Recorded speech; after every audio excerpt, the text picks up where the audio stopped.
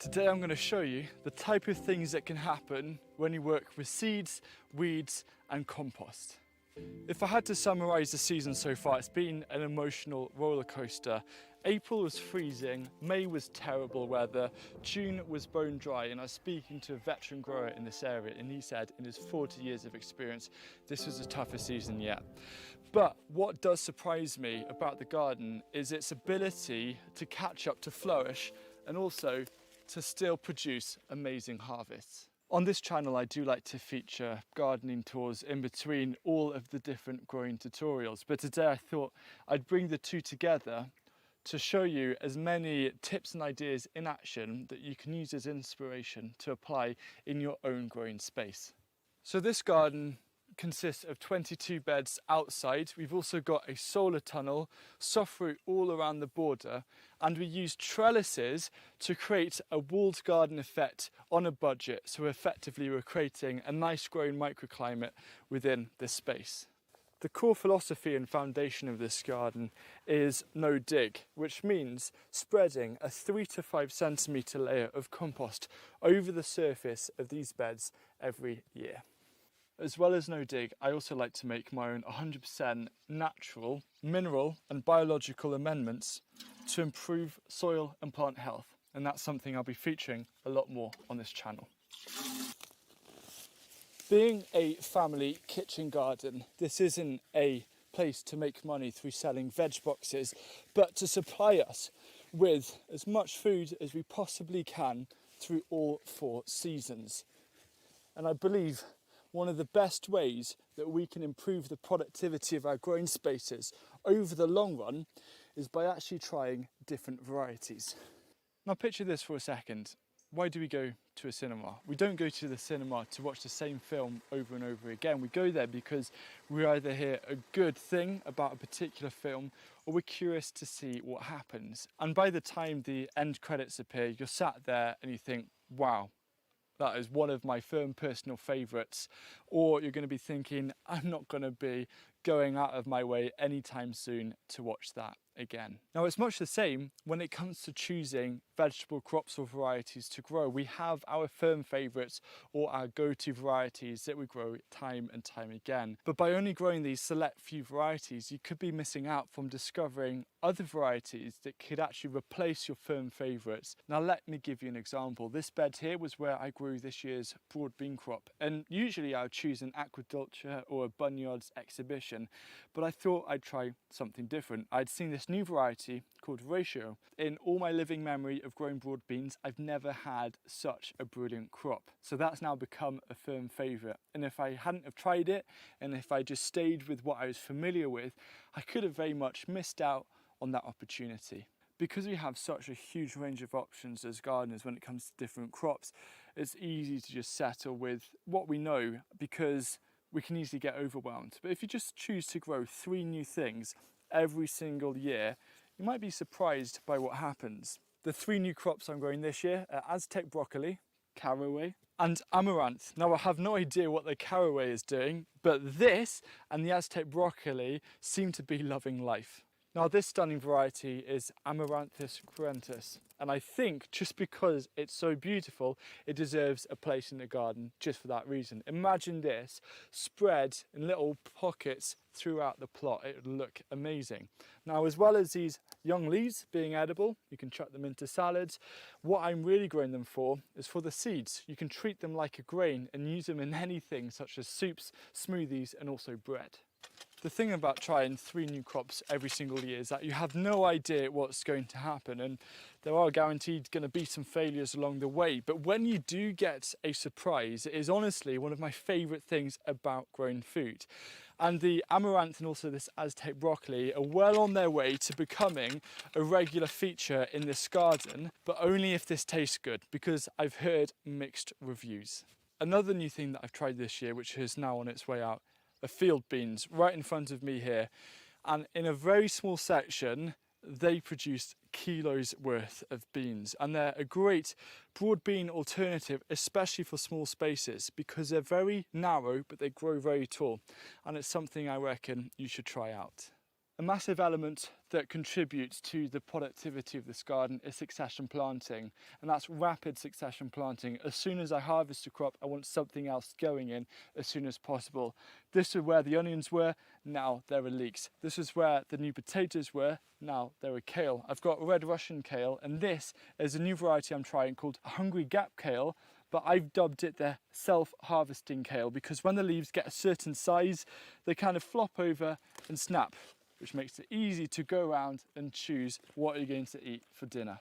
This runner bean archway here has very much become one of the highlights of the growing season, and it's also an excellent demonstration of how you can greatly increase the productivity in small spaces. And let me show you why. Now in a garden we have paths. Paths are important because they're a safe way to get from A to B. But it can be quite frustrating having paths in a small space when you ultimately want to grow as much as possible. So instead of using things like wigwams or vertical trellises in your raised beds, what you can do is utilize this underused vertical space between two beds. You can span it with an archway like this, so you can grow anything climbing such as nasturtiums, runner beans, sweet peas, peas, up and over. So you've still got your pathway, which you can just about squeeze through, but suddenly you're turning this underused space into productive space, and you're opening up something like a square metre or 9 square foot of valuable space in your raised beds too. So effectively, you can double your production. Another way of improving the productivity of small spaces is instead of growing things like potatoes in raised beds, grow them in containers, and it's something I'm only properly giving a go this growing season. And to be honest, because it's my first proper go, I'm pretty pleased with this result. I'm really happy with the haul of potatoes, and I've got this spent compost, but the good thing is I have a need for it, because the other day I was on Readly and I was reading one of the articles in the Kitchen Garden magazine by Stephanie Hafferty, who said that used or spent compost is a great thing to plant your Christmas buds. So I've been inspired by that article to give that project a go myself. This video, in fact, is kindly sponsored by Readly. Readly is awesome. It's an online magazine subscription service that gives you access to over 5,000 top quality titles in a single app, and you also get back editions as well. Now my reading style is I'm a browser. I like to just flick through, and if anything stands out, a particular article, I'll then read it. And what Readly does really well is that it has a bookmark function. So if there's anything you want to save for later, you can bookmark it and come back to it later, which is what I'm doing today with growing Christmas potatoes. I've got the article bookmarked so I can save ideas and bring them to the garden and use them. And the other thing is that it has offline access. So whether you're in the garden or traveling, like I was earlier this summer, traveling up to Scotland to film some interesting content for this channel, for winter content, the offline function made it easy. As well as a huge amount of gardening titles on offer, many of which I'm sure you recognize. I'm also enjoying craft beer and brewing, something to keep me busy over the winter months whenever I'm not mulching the raised beds. And another thing is self-build and design, because fun fact, if I wasn't a gardener, chances are I would have gone down the sustainable architecture route, and it's a subject that I still love. So as you can see, I love Readly because it offers a paper-free way to access tons of inspiration. And I've got a special limited time offer for 2 free months subscription to Readly, and then it's only $7.99 after that, and you can cancel anytime. And another brilliant thing about it is 1 subscription gives you 5 accounts, which means you can get your friends and family involved as well. So this is the process I'm going to use to plant my Christmas potatoes inspired by Stephanie's article. I'm going to mix 1/3 good compost with 2/3 spent. Half fill a 25 or 30 litre container or compost bag with this mix. Push 2 seed potatoes 5 centimetres under the compost. I've gone for the blight resistant Sarpomiras, which are going to be perfect, and I had some spare tubers lying about. Cover with more of the compost mix so the container or bag is 3/4 full, then water well. Leave it in a sunny sheltered spot. whenever there's a risk of frost, bring your plants indoors, and then when they naturally start dying back, cut them back to the base, and now you can just store these containers of potatoes in a cool, frost-free shed or garage, and then when it comes to Christmas, you just tip them out and enjoy eating homegrown fresh potatoes. Now the polycrop to the left of me is looking fantastic, but firstly, I have to be completely honest with you, these IBC tanks basically saved this season because our spring dried out, our stream dried out, and we're not on mains water. And during June, that was not fun, and this was a real lifeblood of the garden that kept us going. Now they're not the prettiest, they're quite industrial. These are second hand that are put on unwanted pallets. But what we have done is we've used this as an opportunity, as a trellis for growing our runner beans. And because this is a thermal mass, they work so well. We're here in the polycrop and it's pretty hot. It's 40 degrees Celsius, so about 105 degrees Fahrenheit. And I just wanted to highlight a really good jalapeno variety of pepper. So if you're looking to grow one, I recommend La Bomba, and it is just becoming absolutely laden with fruit. I'm not actually pinching this out, I'm just going to let it grow and see what happens, but I'm definitely going to grow this variety every year. This polycrop is a really magical space. I'll be doing a full tour later this season, but I've got loads of carrots coming out, had lots of herbs, more peppers, sweet corn, the first cobs are on their way, and of course the tomatoes, which are the thing I always get most excited about. And I've just spotted the first tomato starting to change colour right here. So I'm about to get pretty loaded. Another thing that's really exciting is that all the cucumbers and gherkins are starting to come. There's actually a lot more now that I'm down here than I realised, and we're doing something different this year. We're mulching the base with wool. This is from some packaging, so if you get frozen goods coming through the post, this just is a nice way to maintain moisture, and I reckon I could use this for a couple of growing seasons and I can put it on the compost. So definitely encourage your friends and family to save this over autumn, winter and spring, ready for the following growing season. Weeds such as nettles play a really important role in the garden. Not only are they a great compost ingredient, but they are also fantastic for making free liquid feeds. This here is a garden's smelly liquid feed using just nettles. So what I do to keep it maintained is I just continuously put in fresh batches of nettles and then cover this with water. And the whole goal is that you leave this for 2 weeks when you just set it off, and then you come through and dilute this kind of 1 to 10. So I'll go in with some kind of container, fill it up with this nettle juice, put it back into the watering can, and then I can go around the garden, because at this time of year, especially if you've got new raised beds, the soil health might not be fully realised, and some of your plants might be struggling to get the nutrients they need. So this is just a nice supplement. As you're watering them, you're putting some extra nutrients down into their roots just to help them continue producing. One of the goals for many gardeners is to be as self-sufficient as possible. And I think a really important part to remember is that you're not only looking for crops that produce really well, but also taste good. Now, I do enjoy courgettes and marrows, but truth be told, there's only so many you can deal with. But there is a squash variety hiding under these leaves that I am extremely excited about. Now this here is something really cool. This is spaghetti squash. In fact, it's my first year growing it, but it is absolutely laden. And if you store them in the right conditions, in kind of a cool, dark shelf of around 10 degrees Celsius or 50 degrees Fahrenheit, they should last you up until the end of winter. So I cannot wait to see these develop and become one of our winter staples. Self-sufficiency is very much about embracing seasonality, and it's about that knowing that every single month in the calendar year brings new harvests, and that means new flavours and different recipes.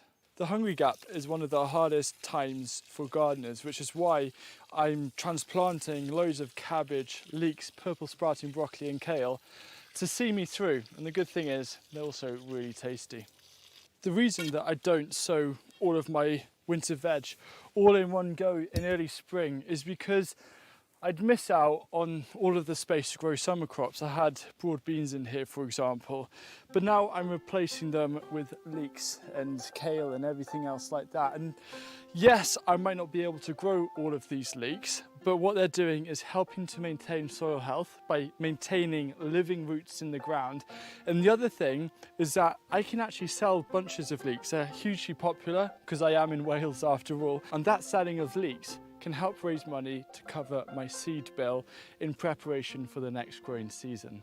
These are the kale that I transplanted for the self-sufficiency kale video. You can see they've settled in really nicely, and the thing that I love about winter vegetables is you just leave them in and harvest them whenever you want. There's no rush. Unlike a lot of summer crops such as peas, you're trying to pick them all the time because you don't want them to turn too big and too starchy, and that is why having fresh vegetables during winter is such an asset. One thing that I think all gardeners can do is let some of their crops run to seed. I've got onions here, coriander, lettuce, dill as well, because they add such visual interest, some nice structure to the garden that you'd never get otherwise. For example, this fennel here didn't create a bulb because of the terrible conditions, but I let it grow. I can still use the fronds, but I'm letting it flower, not just because of the beautiful yellow flowers, but to actually save fresh fennel seed that I can use during winter. Now, what are these flowers? They might look like something that you'll only ever see in an ornamental garden, but these in fact, maybe to your surprise, are leeks. These are leek flowers. So these were planted last year, and instead of harvesting them by April, we let them grow on, and look how beautiful it is. And one of the big benefits of letting some of your crops run to seed is, of course, it looks nice, but it's also a great free way of attracting pollinators into your garden. There's something I've only mentioned once before on this channel, and out of everything that I've mentioned so far in this video, this is the key thing I want you to take away. It's kind of the realization that your own vegetable garden or allotment is your personal greengrocers. You've nurtured it, and then you own all of the food that is in here. You know, you just go pull out a carrot like that. You see, a kitchen garden is a true sign of food security. Right now, I have beans, carrots, cucumbers, courgettes, potatoes, greens, onions, beetroot, kohlrabi, herbs, fruit, so many things that I can put into my dinner tonight or preserve for future use. And even if you only have a small space and you don't have many crops, it doesn't matter, because that one ingredient that you harvest tonight can become the centerpiece of your meal. And I think the main thing when it comes to self-sufficiency is you shouldn't put pressure on trying to get 100% of your vegetable needs from your garden space. Instead, you should set yourself a challenge where every single day you eat one thing from your garden, even if that means a little sprinkling of parsley. Don't forget to claim your 2 free-month subscription to Readly so you can enjoy over 5,000 magazines on your smartphone or tablet.